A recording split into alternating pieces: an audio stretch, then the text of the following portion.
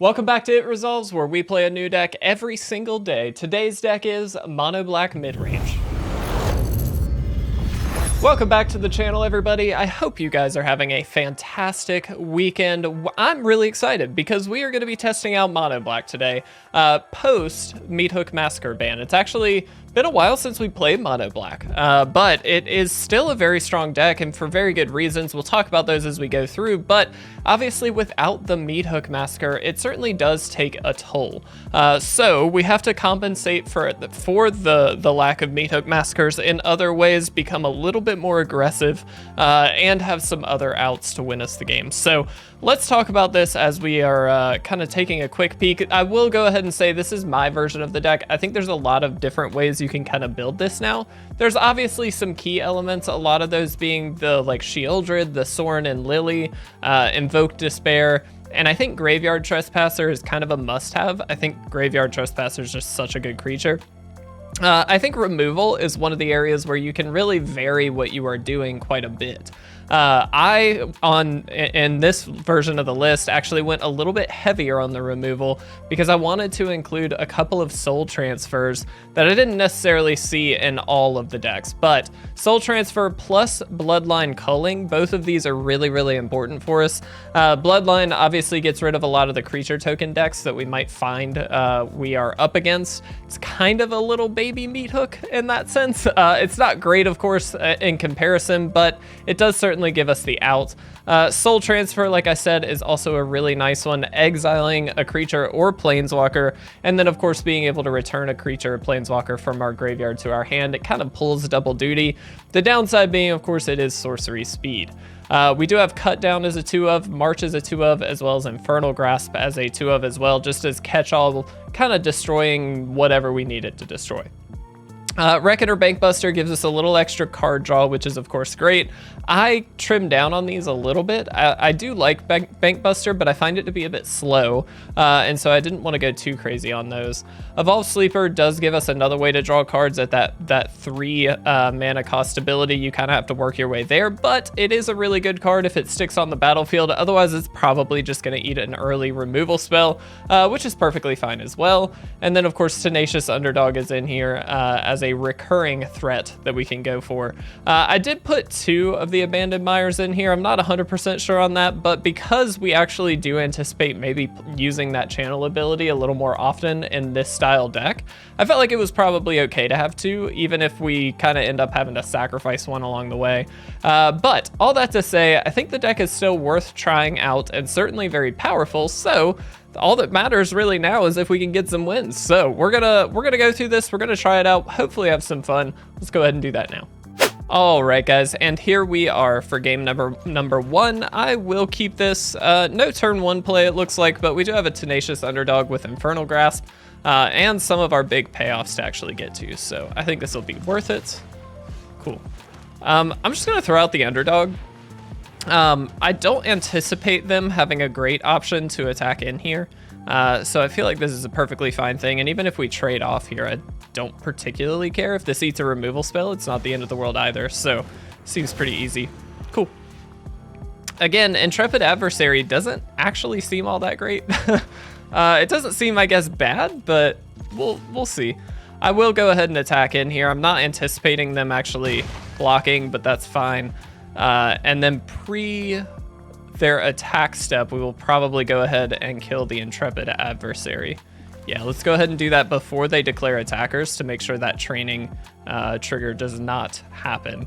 Next turn, of course, we have Shieldred, which is just an amazing turn 4 play. And then after that, we've got that Invoke Despair. So we should be in reasonable shape. Ooh, double Invoke Despair. Yes, please. All right, so let's make sure we are attacking first. Just in case they have a burn spell, I'd much rather them use it on the Underdog, of course, than the Shieldred here. Yep, there it is. Cool. That's perfectly fine. Let's go ahead and drop that Shieldred. And we actually have that 5th mana as well, so Invoke Despair is pretty much inevitable at this point. Kind of curious to see what they have here on turn 4. Thundering Raiju, sure. That shouldn't be all that exciting, yeah. And we don't even have to, look at that. That's kind of helpful. So we actually don't have to pull the trigger on the Abandoned Mire quite yet, and there we go. We got the immediate win against Boros Aggro, no less. That was a really good start for us, guys. That was great. Let's go ahead and jump into game 2. This month's Patreon rewards features the amazing tutor pack with some of the most powerful tutors in Magic's history. If you'd like to learn more or sign up today, please visit our Patreon at patreon.com/itresolves. All right, guys, and here we are for game number 2. Again, a reasonable enough start that I think we will definitely keep it. We've got the turn 2 play with the turn 3 Graveyard Trespasser, and then ideally Shieldred coming down as well. You can just see how powerful Shieldred is. It's insane. Okay, looks like another aggro-y deck. That's fine. We have very little removal in our hand. We do have Soul Transfer, but I'd rather not use that on a Hopeful Initiate. I'd rather see if we can hit something better. It looks like Boros Aggro again. Kind of interesting. Now, that's an interesting question. I might pass here. Might use that cut down. I'm not 100% sure, but I'd like to cut down and then be able to Graveyard Trespasser. What that sets up is the ability to... Oh, very nice. Unfortunately, we can't hit that with the cut down. So what this sets up is a way for us to get an easy activation off of the Graveyard Trespasser. All right, so let's do this. I will just go ahead and play this. It does leave open the potential for them to remove it, which is okay. It's not the end of the world. If they attack in, I'm not sure if we block, actually. They might also just have really strong other options, but we'll see. Okay. They did not attack. Interesting. I'm not gonna block. I'm gonna take the 4. Normally I would say that's a terrible idea, but given we have this, I think it's okay. Go ahead and get that out of there. Do we want to attack? I think, I'm gonna say no. Really not positive on that. It's a little tricky. I want them to try and spend extra cards on this if they have to. Truthfully, I just really want to land right now. Another Thundering Raiju kinda sucks, but it is what it is. I think if they attack with both, we do block whatever the 3/3 ends up being.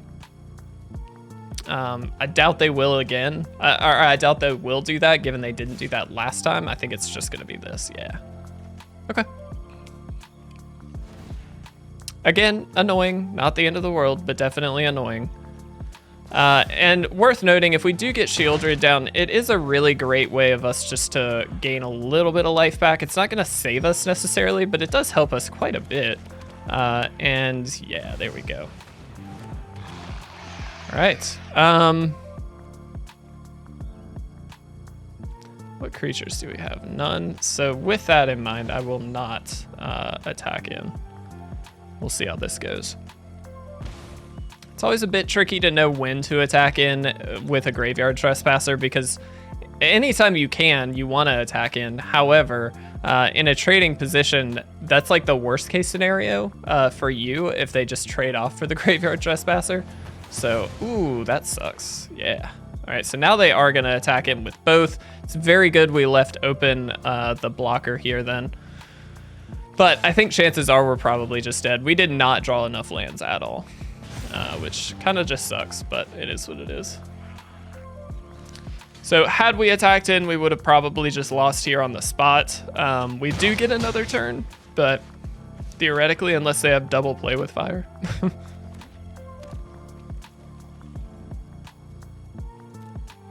Ooh, rough one. Ooh, lightning strike and play with fire? Do you have both? Do you just get to win? Yeah, look at that. Well done, opponent.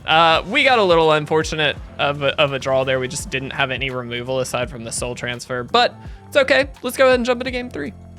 All right, guys, here we are for game number 3. And yeah, if we can get another land or two here, this is a perfect start, I would say. We've got the Evolved Sleeper. We also have the March. Ooh, and there we go. All right, sick. Looks like Rafine's Tower, so I'm assuming maybe Esper Control or just Esper Rafine. Either one is going to be kind of a frustrating matchup, probably, but looks like Esper Enchantments, potentially. Okay. I'm just gonna go ahead and plus up here. I don't really want to use the march on this if I don't have to. Cool. Excellent. So next turn we do have land, and then we've got between Soul Transfer, Lily, or of course just the level up here, depending on how we see fit. But I think this will work out quite nicely. Lily probably not going to be as good against this this style deck, but that's okay. Okay. Yeah, I mean, I'm gonna go for this and just keep powering this one out, I think, for now. Sure, that's fine. This keeps them off of drawing a card, which is actually pretty useful for us. We do have 5 lands, so any 6th land will be 100% discard fodder to the Lily. Yeah, okay. Very good. Thankfully, we do have a way to deal with that. So the question becomes, do we actually want to... Nah, I don't think we do. All right, we'll let that be. So we are going to take a little bit of a hit here, which is fine. Yep. Okay. Yeah, I mean, I think we just kind of have to soul transfer, right? As much as I don't want to, I think that's just kind of a need. And we'll attack in here. Anticipating they may just block again. Given they did last time, looks like, okay, I guess not. Looks like they're valuing that card draw now, which is good. I think that's probably their best bet, so that makes sense. Kind of curious why they blocked the first time, honestly, but that's cool. Yep, I'm not gonna worry about trying to march one of these guys. There's no reason to. Awesome. So this is gonna transform. They're gonna draw some cards. They did not they left up a lot of mana here. That's slightly troublesome. Let's attack first. Please use a removal spell now. Okay, cool. Interesting. All right.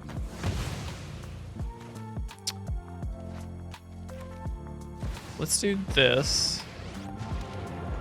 And I'm just gonna throw this little guy out here. All right, so what this leaves us is the opportunity to block and march something if we so choose. That doesn't. Okay, yeah, fair enough. I think this is a really interesting tell for should we be running other colors in the deck. This is something to consider. Anytime you're up against a deck that's also running some similarity cards, like Invoke, obviously, it's always worth noting, like, hey, is it worth it for me to be running those cards? And if so, you know, what's the big payoff? Is it truthfully worth it, or is it more of just like a, well, this is just another way to take it? Either way is fine, but it's just something to consider. I'm gonna go ahead and play Tenacious Underdog. I think it was worth it to get something off the field there, given that we are down to 8 at this point. Even if it was just a token, it's something. And next turn, we can, of course, march if we need to get this Spirited Companion off the field. But we definitely need to spread things out here as best we can. Interesting play, because we do know, of course, that they have Invoke Despair. So we really don't want to just die to an Invoke Despair. Nice. Okay, we're gonna do this. Submit 0. Just gonna go ahead and take this guy out. We're gonna game 4 in that process, and then we'll go ahead and attack in at the Sorin, just to make sure we're not losing out to them drawing extra cards. Excuse me.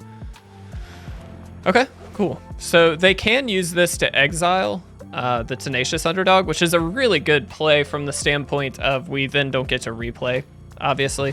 However, this isn't, like, Tenacious Underdog is obviously not plan A for us, and so I'm kind of okay with that. All right, let's go ahead and Graveyard Trespasser. We will take one of you, and we'll go ahead and Tenacious Underdog. Perfect. So now, if they decide they want to invoke, we've got a little bit of a life total to play with. We've got multiple creatures to play with. Here they are just gonna sweep, but we get to replay. So not overly concerned about that. Looks like they don't have a ton going for them either. All All right, let's do this. Curious if they have a counter. Looks like no. I will go ahead and minus. Again, we are setting up to protect against Invoke Despair. It's really important to note the permanent types that you have when you know the opponent is playing an Invoke Despair deck. You need to be able to, as much as it sucks, sacrifice so they're not drawing extra cards or anything like that. Okay, that's fine. Not overly concerned about that. We do have a way to gain life and deal damage in the air as well. Now, the only trick is, of course, they actually get to gain a lot of life back too. So we will need to probably Death Touch this guy. So we'll get him to that second level, or third level, I guess. Do they have a way to deal with Sorin? They do. Rite of Oblivion, fair enough. Okay, cool. Let's go ahead and do this. Let's go ahead and do this. All right. I'm going to attack with both. And we'll see if they block. They do. Cool. Does have Death Touch, so that is going to die. Let's go ahead and play Tenacious Underdog. Again, I want to be able to sacrifice something if they have a play. And Tenacious Underdog is just prime for that. Wow, they have another one. Okay, little annoying, but sure. So they've got the other missionary. They can Rite of Oblivion to exile this if they wanted, I suppose. First things first. Let's get an attack in. This can't block, which is nice. So we'll just see what they do. They may have just a basic removal spell here. It looks like they do. Okay. Let's go ahead and Bank Buster then. And we actually pass here. So the reason being, we can crew this at instant speed, block, and then tap it and use the ability if they go for that route. So we'll see what they do. Yeah. Let's crew. All too happy to block here. If they do have a removal spell, it sucks, but again, it's really not the end of the world. I'm assuming they do. Sure. Oh, can we not? Were we not able to? I'm curious as to why we couldn't actually use the ability there. That was interesting. Now that's not a bad play. All right, let's attack in.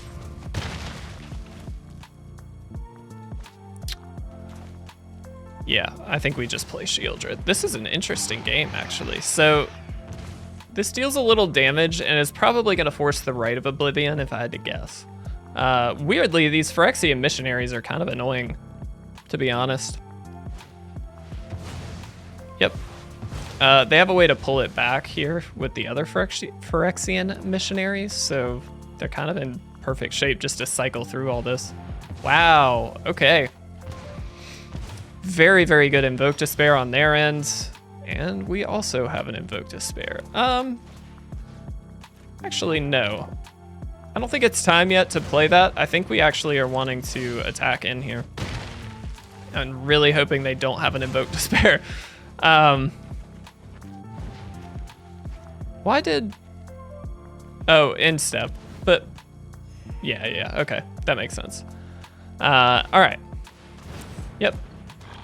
If they're playing that, that's a better sign than them just running out and Invoke Despair. Sure. I'm assuming they have an Invoke Despair at some point, so we will have to worry about that. But what's nice here is we will actually get to run a couple things out. So let's do this. We'll see what they sacrifice. Spirited Companion. Wedding Announcement. Okay. Then I will just throw the Tenacious Underdog out, and now we are in hope for the best territory. It's about all we can do. This has been a really tough game. Very interesting game. Very similar style decks in the sense that we're both kind of like removal heavy mid-rangey style decks. I think either way we would lose if they have the Invoke Despair, so we definitely just block. If they just have it, they have it. So there's nothing we can do. Looks like they don't, at least, but Edgar is definitely scary. Edgar's very good just from the standpoint of recursive threats. Like, it kind of does it all. Or he, I guess I should say. Yeah, that's helpful. All right. I do really like this. Let's go ahead and get that out of there.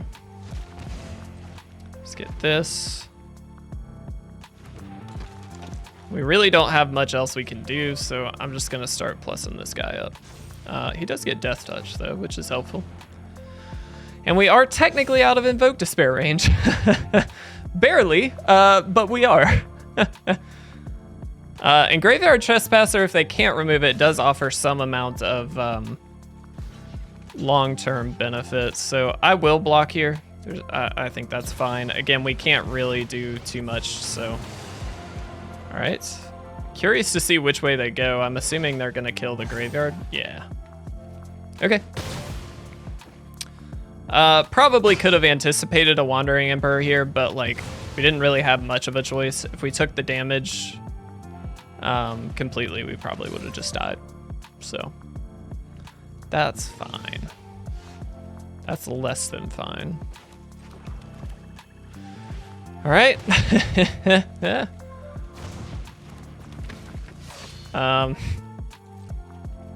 We could play 2, but I don't think there's a reason to. We'll just go ahead and do this and hope for the best. Yeah, that's pretty bad. That was probably the worst possible draw for us. And we did it twice in a row. Cool. Awesome. Yeah. Okay. So the question becomes now, can they just deal 5 damage? I get to plus this up. That deals 4.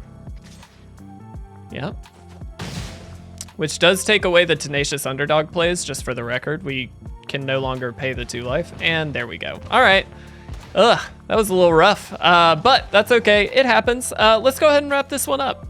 All right, guys, so new Mono Black Midrange. How do we feel about it? Well, it definitely lost a bit of luster without the Meathook Massacre. I think that's fair to say. While I don't necessarily think it impacted the main game plan of the deck too much, you're still kind of just trying to remove some of the early threats, play some threats that are either difficult to deal with or recursive, and then ideally invoke Despair or Planeswalker your way to a win. I think that's still basically the game plan. I think the removal package being a lot worse is just a problem for the deck, as it should be, honestly, because of how oppressive I think it was prior to the ban. So in general, I think the ban was a good thing. I know I'm a little late to testing out Mono Black post-ban, but I did think it necessary just from the standpoint of I haven't played since the ban, and so I thought it would be worth it to try it out. I do really like the deck. I'm curious on that last game in particular, how that matchup would have gone over a large subset of games. In particular, I think it's interesting to note that while our mana is a lot smoother and a lot easier, they have a lot more tools at their disposal at instant speed to deal with some of the stuff that we are doing, versus us now, you know, not really having a way to sweep the board and deal with all the little easy stuff to pick off, so they don't have good options for Rite of Oblivion or anything like that. All that to say, it's just an interesting concept to kind of test out and see where maybe that goes.